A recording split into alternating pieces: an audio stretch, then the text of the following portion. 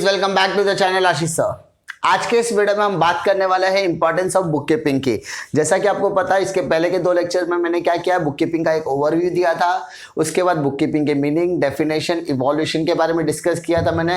और पिछले लेक्चर में मैंने उसके फीचर्स के और उसके ऑब्जेक्टिव्स की हमने बात की थी। तो आज के इस लेक्चर में हम बात करने वाले हैं इंपॉर्टेंस की। किसकी बात करने वाला है? इंपॉर्टेंस की, कि क्या जरूरत है, ऐसी क्या जरूरत है जो बुक कीपिंग को मेंटेन करनी चाहिए, या उसकी क्या विशेषताएं है, उसकी क्या विशेषताएं है, यानी बुक कीपिंग मेंटेन करने की क्या ऐसी खासियत है जिस पर हम क्या कर सकते हैं, को मेंटेन करना बहुत ज्यादा जरूरी है, या हिसाब किताब में किताब को मेंटेन करना बहुत ज्यादा जरूरी है। तो उसकी विशेषता, उसकी इंपॉर्टेंस के लिए आज का ये वीडियो बहुत ज्यादा इंपॉर्टेंट है। मेक श्योर कि आप वीडियो को एंड तक जरूर देखिए, क्योंकि इसको समझने के लिए 2 चीजें हैं। अकाउंट्स आपका तब परफेक्ट होगा जब आपके बेसिक्स क्लियर होंगे, और मैं बेसिक्स पर ज्यादा एफर्ट इसलिए डालता हूं क्योंकि आपके बेसिक्स अगर स्ट्रांग है तो आपके अकाउंट्स हमेशा जिंदगी में हमेशा काम आएगा, क्योंकि ये फाउंडेशन अकाउंट्स माना जाता है। ना बुक कीपिंग में सबसे इंपॉर्टेंट चीज हमने डिस्कस की थी रिकॉर्ड की। क्या चीजें हमने बताई थी, मैंने आपको इंफॉर्मेशन में दी थी। Record plays a very very important role. हम जब इसे रिकॉर्ड करते हैं तो हम क्या चीजें देखते हैं कि हमारा जो डेटा है वो एक्यूरेट होना चाहिए। ठीक है, एक्यूरेट मतलब सही होना चाहिए। हमने जो रिकॉर्ड मेंटेन किया वो सिस्टमैटिक होना चाहिए, यानी कोई भी मेरे को फ्यूचर में अगर कोई क्वेश्चन पूछे कि भाई मैंने 20 तारीख को क्या खरीदा था, तो मेरे पास उसका आंसर होना चाहिए। या मैंने 20 तारीख को कितने लोगों को माल बेचा था, तो अगर मेरे पास सारी चीजें डिटेल में लिखी होगी, सारी चीजें अगर मेरे पास क्रोनोलॉजिकल ऑर्डर में लिखी होगी, ठीक है, क्रोनोलॉजिकल ऑर्डर में लिखी होगी, डेट वाइज लिखी होगी, कस्टमर वाइज लिखी होगी, ईच एंड एवरी माइन्यूट से माइन्यूट डिटेल अगर मेरे पास लिखी होगी, तो कोई मेरे कार्य प्रणाली पर कैसे क्वेश्चन कर सकता है। मान लीजिए आप अगर आपके पास के किराना स्टोर में जाते हैं और आप उसको बोलेंगे कि भाई साहब आप मुझे 15 तारीख का बताइए कि मैंने क्या क्या सामान खरीदा, ठीक है, तो वो कम से कम ये तो बताएगा कि आपने 15 तारीख को कितने का सामान खरीदा। अगर उसके पास डेट नहीं है, अगर 15 तारीख को आप, इतना तो क्लियर है कि वो अमाउंट बता देगा, क्या सामान खरीदा वो याद करके बताएगा, लेकिन अमाउंट कितना है, तो आप उसके कार्य करने की क्षमता पर कहीं भी क्वेश्चन उठा नहीं सकते, क्योंकि उसने जो रिकॉर्ड मेंटेन किया है वो सही है, सिस्टमैटिक है, और सबसे इंपॉर्टेंट है डेट वाइज है, क्रोनोलॉजिकल ऑर्डर में है, उसने कोई भी छेड़छाड़ वहां पर की नहीं है। तो एक्यूरेट इंफॉर्मेशन देने का मेन रीजन यही है कि जो भी रिकॉर्ड रखेगा वो एकदम प्रॉपर रिकॉर्ड रखने वाला है। सेकेंड, वो बुक कीपिंग जो भी इंफॉर्मेशन रिकॉर्ड करेगा वो सिर्फ और सिर्फ क्या होना चाहिए, फिनेंशियल, जिसको हम लोग मॉनेटरी भी बोल सकते हैं। मैंने आपको बार बार बताया कि हम जो भी ट्रांजैक्शन को यहां पर रिकॉर्ड करेंगे वो कैसा ट्रांजैक्शन होना चाहिए बेटा, फिनेंशियल इंफॉर्मेशन होनी चाहिए, कि पर्टिकुलर पर्सन ने माल खरीदा, पर्टिकुलर पर्सन ने माल बेचा, कितने का माल खरीदा, कितने का माल बेचा, कैश में खरीदा, क्रेडिट में खरीदा, बट उसकी वैल्यू क्या है वो अपने को पता होनी चाहिए। तो वैल्यू की information plays a very very important role. तो यहां पर बुक कीपिंग मेंटेन करने का मेन मकसद यही रहता है कि जो भी हम रिकॉर्ड मेंटेन करेंगे उसमें उसकी वैल्यू प्रॉपर होनी चाहिए, फिनेंशियल इंफॉर्मेशन उसमें होनी चाहिए, कि मेरा डेटर कितना है, क्रेडिटर कितना है, मैंने कितने का एसेट खरीदा, मैंने कितने का कर्जा लिया हुआ, तो ईच एंड एवरी चीज जो है वो कहीं ना कहीं रुपीज में आती है, तो उसकी वैल्यू मुझे पता होनी चाहिए। Now move to next part, decision making. मान लीजिए मैंने हिसाब किताब मेंटेन किया है, हिसाब किताब मेंटेन करने के महीने के आखिरी में मैं हिसाब करने बैठा हूं कि किसका कितना खर्चा हिसाब हुआ है। तो अब मैं हिसाब किताब करने के लिए बैठा, मैंने बुक कीपिंग मेंटेन किया। बुक कीपिंग मेंटेन करने के बाद अब मुझे कोई सामान खरीदना है, मेरे को एक एसेट खरीदना है, मुझे एक फ्रिज खरीदना है, मेरे को मेरी दुकान के लिए एक एसी लगाना है, या मुझे कहीं पे एक नया दुकान खोलना है, तो मुझे पता होना चाहिए ना मुझे कितना पैसा आने वाला है। तो मैं क्या करूंगा, वो सारी चीजों को हिसाब करूंगा। तो जब मैं हिसाब करूंगा तो हिसाब करने के बाद मेरे पास कितना पैसा है और मेरे पास कितना पैसा आने वाला है, कितना पैसा है, कितना पैसा आने वाला है, मैंने कितना पैसा दिया या कितना पैसा देना है, ये 4 चीजों पे बात होगी। क्या बोला मैंने, मेरे पास कितना पैसा है, कितना पैसा मैंने दिया, कितना पैसा मेरे पास आने वाला है, कितना पैसा मुझे देना है। इन चारों चीजों को एनालाइज करने के बाद मेरे पास जो फंड बचेगा, उस फंड का, उस पैसे का मुझे क्या करना है, उसका डिसीजन मुझे देखना है। तो डिसीजन मेकिंग प्रोसेस में आपको 3 चीजों के बारे में देखना होता है। आप बिजनेस को एक्सपांड कर सकते हो क्या, आप बिजनेस को डाइवर्सिफाई कर सकते हो क्या, आप बिजनेस में मॉडिफिकेशन कर सकते हो क्या। मॉडिफिकेशन का मतलब अपग्रेडेशन, यानी नई नई टेक्नोलॉजी को लाना, नए नए चीजों को ऐड अप करना। मॉल में आप चले जाओ, बिना मॉल, अगर आप मॉल में एंटर करोगे तो क्या उसमें एसी चालू होता है? ऑब्वियसली सर चालू होता है। क्यों? क्योंकि वो उनकी इंफ्रास्ट्रक्चर फैसिलिटी है। लेकिन किसी रिटेलर की दुकान पर जाकर आपने कभी एसी देखा है? हार्डली किसी रिटेलर के यहाँ पर एसी होगा, क्योंकि उसे मॉडिफिकेशन की जरूरत है। अगर वो चाहे तो लगा सकता है, लेकिन उसके पास उसका फंड मेकिंग कैपेसिटी भी होनी चाहिए। तो लगाना है नहीं लगाना वो डिसीजन मेकिंग प्रोसेस के ऊपर डिपेंड है। बहुत सारे सलून्स ने क्या किया है, रहते तो अपनी दुकान चलाते तो छोटी के लेवल पर है, लेकिन अभी कस्टमर को अट्रैक्ट करने के लिए कस्टमर अपने यहाँ पर आए, इसीलिए वो एसी लगा कर रखते हैं, ताकि कस्टमर इसी बहाने आएगा, हवा भी खाएगा, बाल भी कटाएगा और चला जाएगा। तो उस वजह से वो अपनी डिसीजन मेकिंग प्रोसेस में ऐसा रखते हैं कि उनके पास जो पैसा है वो कस्टमर को अट्रैक्ट करने के लिए क्या क्या कर सकते हैं। तो ये XYZ कस्टमर उस दुकान में इसलिए जाता है क्योंकि वहां पे एसी है, चार्जेस तो सेम है, चार्जेस तो सेम है, एसी की वजह से वो जाता है। तो हम भी एसी लगाएंगे तो कस्टमर हमारे पास भी आ सकता है। तो वो क्या करता है, अपने बिजनेस को अपग्रेड करने की कोशिश करता है। तो डिसीजन मेकिंग प्रोसेस में वो इसलिए अपग्रेडेशन की बात करता है क्योंकि उसके पास क्या होता है, फंड अवेलेबल होना चाहिए। तो अगर आपके पास फंड का एनालिसिस है, आप अगर फंड पर कंट्रोल कर सकते हो तो ही आप पता कर सकते हो कि भाई हमारे कितना मॉडिफिकेशन करना है, हमारे पास कितना फंड अवेलेबल, उस हिसाब से आप डिसीजन ले सकते हो कि मुझे इस पर्टिकुलर डाइवर्सिफिकेशन में, एक्सपांशन में हाथ डालना या नहीं।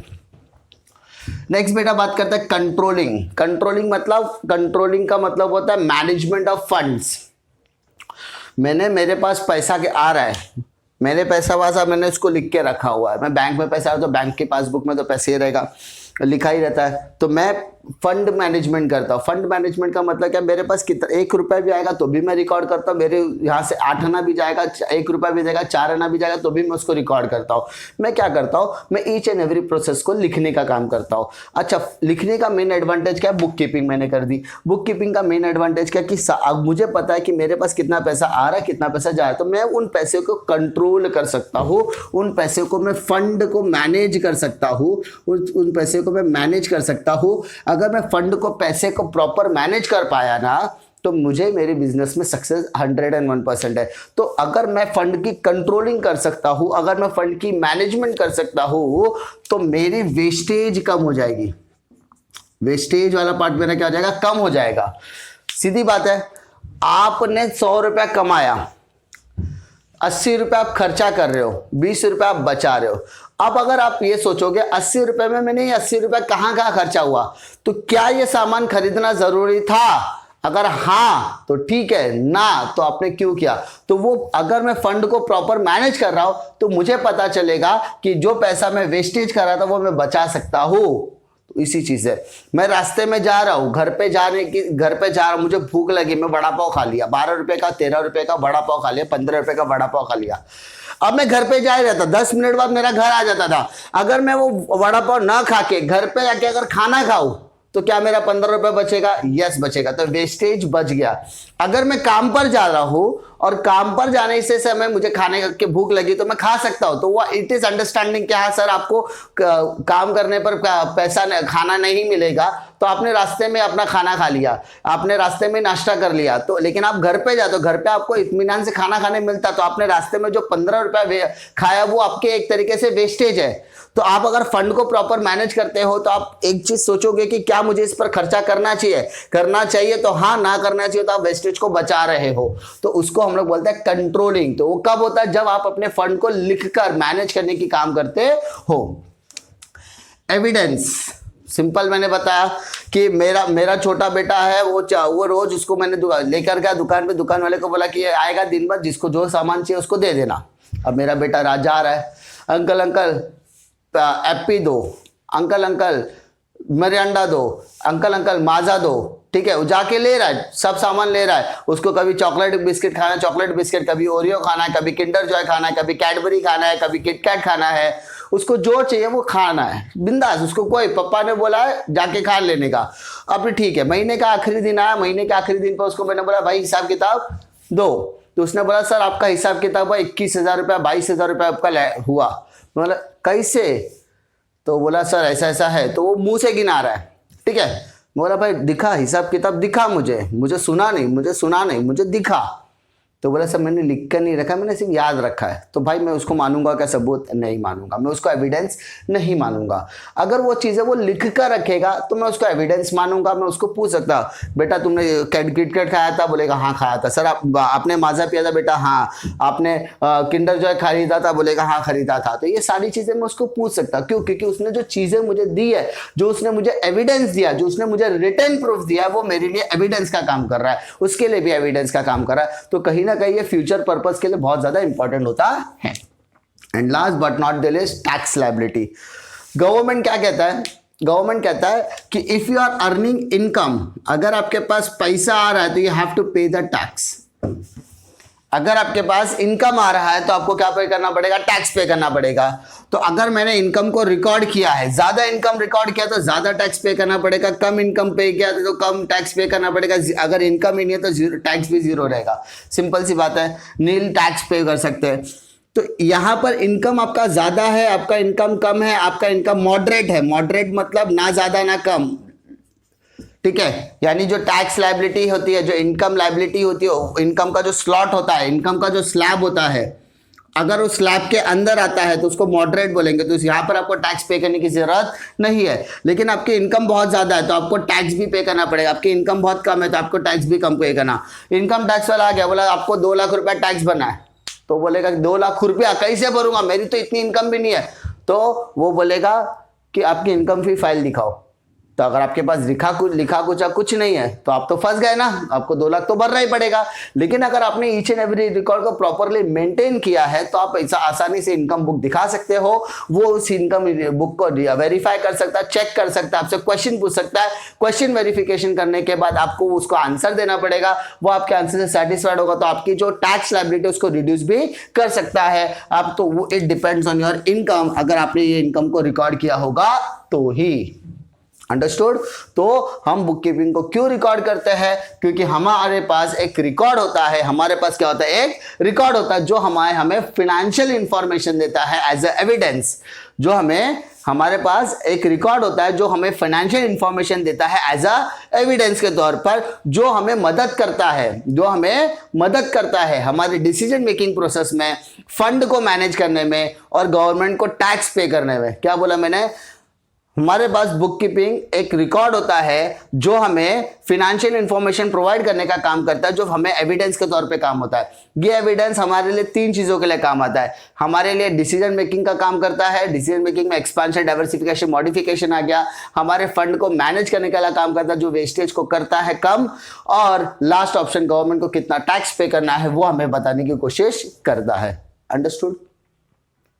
उम्मीद करता हूं कि आपको इसमें कोई डिफिकल्टी नहीं होगी। अगर कोई डिफिकल्टी आती है तो कमेंट सेक्शन पे कमेंट छोड़ सकते हैं। अगर वीडियो पसंद आता तो लाइक करो, दोस्तों में शेयर करो। इसी तरीके के इन्फॉर्मेशन के लिए चैनल पर बने रहिए। मिलता हूं मैं आपको नेक्स्ट वीडियो में, तब तक के लिए जय हिंद।